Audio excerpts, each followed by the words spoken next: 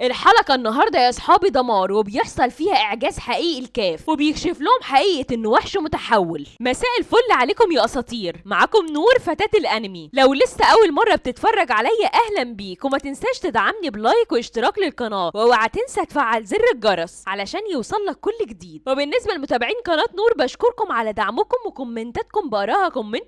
ويلا بينا نبدأ الحدوتة. والوحش شايف إنه هشينا فريسته ولازم يخلص عليه، وبيرمي عليه ضربة زي القنبلة علشان يجيب أجله. وبالنسبة له هشينا خصم قوي جدا، وهشينا بيقطع ايدين الوحش الاتنين وبيشوف النوايا، وبيقول له انا شفت النوايا بتاعتك وصغيرة جدا. والوحش طبعا ما بيغلبش عليه حاجة وبيرجع احسن من الاول. اما غرفة المراقبة بتقول لهشينا ان قوة الاحتمالية عمالة بتزيد، وعمال بيكبر الوحش وبيتضخم ومحدش هيقدر عليه. وكاف بيفوق من وقعته وبيقول يا لهوي ايه اللي بيحصل ده، وبيكبر حجم الوحش وقدرته عمالة تتضاعف، لدرجة ان غرفة المراقبة بتقول ان صعب هشينا يواجه حاجة زي كده. والوحش بيكسر الدنيا وهشينا بيعمل القطع المضاد، وكل ما الوحش بيزيد في قوته هشينا بيقلق منه. والوحش بيقول له هشينا سرعتك الجميلة دي مش هتنقذك في حاجة. وهشينا مش شايف غير ان وسيلته الوحيدة انه يهاجم لحد ما يوصل للنواة اللي هي في ظهر الوحش اصلا. وللاسف الراقب هشينا بيكون تجاوز الحدود التشغيلية ليه، وفاضل له 10 دقايق بس على اخر اصدار ليه، ولازم يوقف البدلة بتاعته. ومش بس كده، بل حرارته ابتدت ترتفع ولازم يفصل التشغيلة دي بسرعة. والوحش بيقول له انا كده فاضل لي دقيقة يا هشينا وهنهي عليه. وبيحضر مجنح لنفس المكان وبيدمره، وبيقول ان التدمير الذاتي زي الكاجو ابو دم بارد ده عامل زي الصواريخ الحية. وطبعا كل ده بيعمله هشينا في شكل دخان علشان يعمل وحش وما يشوفوش، ويطلع له من مكان فجأة علشان يقدر يقضي عليه او حتى يديله اي ضربة تأثر فيه. وللأسف هشينا بيقف لانه تجاوز الحدود القصوى للبدلة، ولازم يعمل الغاء من البدلة ويطلب العلاج الطبي علشان ما يموتش. وهشينا مش عايز يستسلم، وبيفتكر كلام والده من 200 سنة لما بيقول له انت لازم تتخلى عن قوة الدفاع، وان اخرك كده كده هتموت. وفرقة المراقبة فاكرة ان هشينا مات، وقلبهم بيقع في رجليهم، بيقولوا يا لهوي لا يكون مات فعلا، وبيقعدوا ينادوا عليه. ولكن هشينا مش بيرد خالص، والحمد لله بيطلع عايش، وبيقول لهم انا بس ضربت دروعي للحد الاقصى، فكنت عامل زي الكاجو كده، فوقفت مرة واحدة. وبيقوم وبيقول انا وصلت للاخر كده اعمل ايه. وفرقة المراقبة بتبلغه ان تم اخلاء المدينة بالكامل علشان يكون امان لكل الناس، لان الكاجو عمال يدمر في كل البلد. وهشينا مش شايف قدامه، وقال مفيش حل غير ان اقاتل الوحش لحد ما يموت او انا اموت. وبيستخدم تقنية ذبح السيف باسلوب هشينا اللي هي بتكون رقم 1 الهواء المشرح، وكل ده ولا بيأثر فيه. والوحش بيقول له هشينا اسلحتك دي مش هتأثر فيا اصلا. وهشينا بيقول له انت لسه عارف كده؟ انا عارف كده من زمان ان مفيش حاجة هتأثر فيك اصلا. وللاسف بيخبط في قنبلة نارية من الكاجو الطاير، وبيفتكر كلام والده وهو بيقول له انه لازم يستسلم، وان هو مش قد كده في القتال بالبنادق، وهو اخره السيوف اللي معاه دي، او بمعنى اصح الشفرات ما وصلتش حتى للسيوف،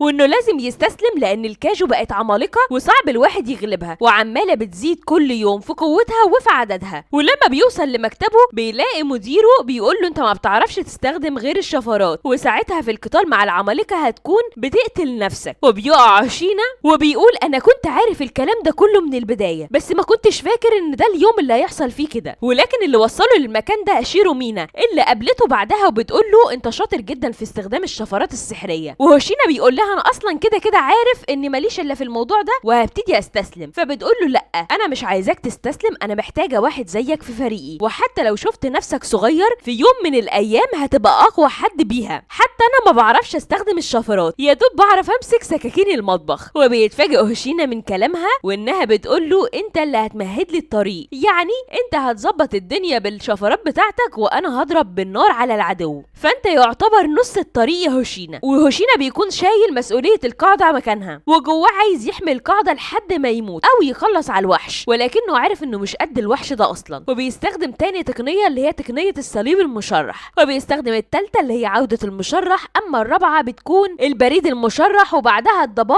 ولكن بيجي عند رقم 6 الوحش بيمسكه وبيبتدي يفعصه في ايده، ولما بيشوفه كاف بيتحمس جدا وبيقول مفيش فرصة ان انا انقذه غير ان انا اتحول، وما فيهاش مفر ولا حل اصلا. واللي بيكون متابعه في الحالة دي صديقه رينو اللي مش عايزه يتحول عشان هو لو اتحول في المكان ده هيتقضي عليه كده كده. ورينو بيحاول يوقفه، ووسط ما كاف بيجري وابتدى يتحول عشان ينقذ هوشينا بيسمع صوت من غرفة المراقبة. الصوت ده وهوشينا بيقول للوحش انا فزت في المعركه، وكاف بيتصدم وبيقف مكانه وما بيكملش تحول. وهوشينا بيقول للوحش انا حامل قاعده، انا بابا يالا. وبيقع الوحش فعلا وبيقول له انا وظيفتي اني امهد الطريق لاشيرو مينا. وبتكون اشيرو مينا جايه بسلاحها، بتكون ضربته ضربه من ورا وانها قطعت اجازتها وجت لانها حاله طارئه، وبتحضر السلاح تاني عشان تفجره، وفعلا بتضربه وبتبعد اشيرو مينا هي والنمر بتاعها من مكان الحادثه. والوحش طبعا مش بيأثر فيه حاجه وعمال يتجدد. وغرفه المراقبه بتوجههم ان النواه في الظهر ولازم يخلصوا عليها اول حاجه، وهي بتكون عند الفقره الصدريه السادسه في الربع العلوي من الظهر. وكاف بيكون مستخبي، وهوشينا بيقول انا عارف ان الامر مش سهل كده، وبيطلق العنان لقوته وبيطلب انها تكون 63 كقوه قتاليه، وبيستخدم رقم 4